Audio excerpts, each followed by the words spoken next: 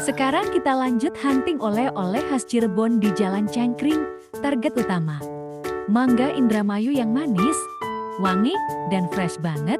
Yuk ikut lihat, dapatnya sebagus apa nih? Di sini tuh banyak banget pilihan oleh-oleh, terutama buah-buahan yang fresh.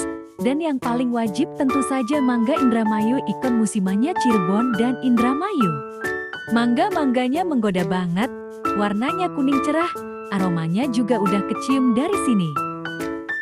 Kalau mau pilih mangga Indramayu yang bagus, perhatikan warnanya kuning merata, aromanya wangi, dan kalau dipegang sedikit empuk, dijamin manis banget.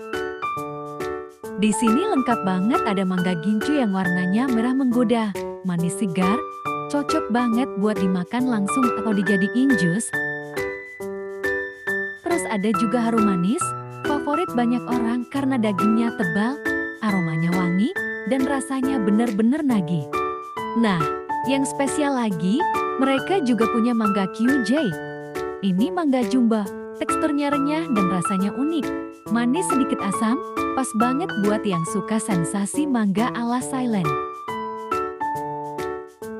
Lokasinya persis di depan rumah makan nasi Jamblang Ibu Nur. Buat kalian yang sering lewat sini, pasti sudah nggak asing sama lokasinya.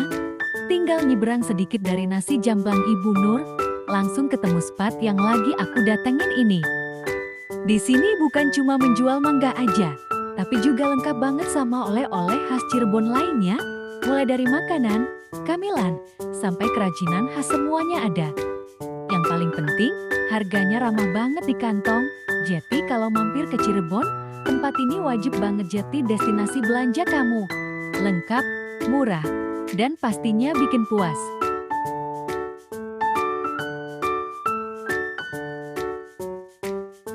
Oke sahabat Diari Ruby, terima kasih sudah mengikuti perjalanan kita hari ini.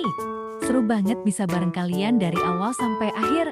Aku akhiri vlognya sampai di sini ya.